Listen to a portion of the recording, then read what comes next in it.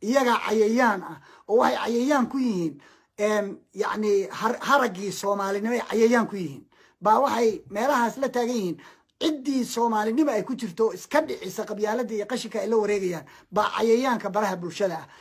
cabdiraxmaan cabdishakuur baa kow ka ah cayayaanka baraha bulshada maalin alla keeno wuxuu la safan yahay wixii soomaaliya kasoo horjeeda maalin alla keeno mucaarad baa nahay bay leeyihiin waxayna mucaaradka baddii bay gateen oo berrigii bay gateen oo sun bay nagu aaseen oo meel walbay naga soo galeen ma arkaysaa I believe inaan loo dulqaadan oo wadaadadu aysan ka aamusnaan magacyadooda in la sheego la yidhaha hebel waa daalin weeye waxaa ka mid a axmed madow baa ka mid a wixii uu shalay ku hadlayay waa maqlayseen soomaaliya hawada maamulkeeda inta laga qaado laga celiyo kenya loo dhiibo taas what he said soomaalidana waa sacbinaysaa dha ha waa sacbinayaan ma ujeedaa xishoodkii baa dhammaaday iyaantay intay ku shireen aadan uunsi ay keeneen kismaayo ay keeneen oo deni iyo magaranaysaa axmed madoobe ay shirka xubnihii madaxda ahaayoo markaas maamulka ku joogay ay ahaayeen uu ka hadlayay hortooda nimankii madaxweyneyaasha soo ahaan jiray iyo kuwii magaranaysaa ra-iisul wasaareyaasha ahaa iyo kuwii soo maray xukuumada kala duwan oo tirada badan ay fadhiyaan uu ku yiri soomaaliya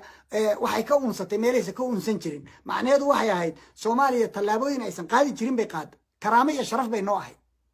laakiin waa u sacbiyeen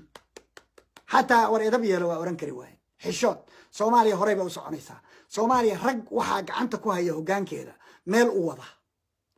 nimankii tuugsan jiray oo xoogaaga lacagta qaadan jiray waa laga baxay taladoodii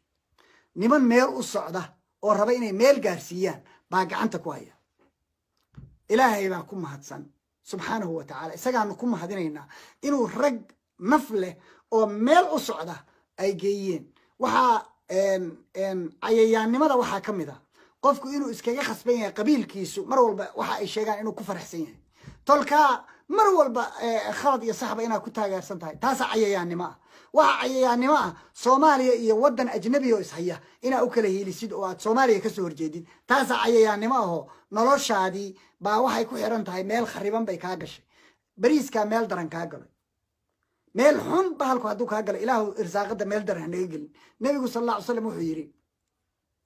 ina ruuxa alqudusi nafatha fii rawci ana nafsa lan tamuuta xataa tastakmila risqaha xataa tastawfiya risqaha riwaayad kale ku laha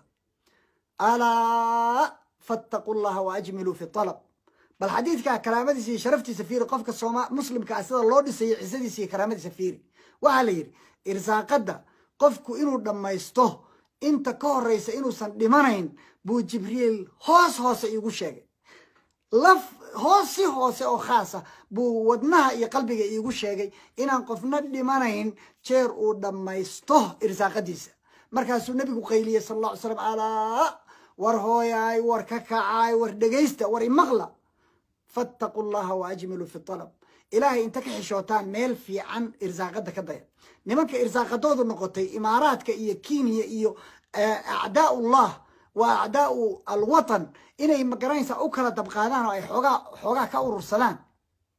ma ujeedaa yacni dadka noocaa sharaftoodu tahay irsaaqadii ilaahay meel daran buu ka geliyey ilaahay subxaana wa tacaala waddankan wuxuu ku karaameeyey meel bay u socotaa rag baana gacanta ku haya rag istaahilaa gacanta ku haya ma ujeedaa wayna soconaysaa kuwa ma garanaysaa cayayaanka ahina waa kuwa qabiilkooda ku difaacaya sax iyo khaladba qabiilka annagu waa kasoo horjeednaa haddii uu khaldan yahay hadduu saxan yahayna waa garab taagana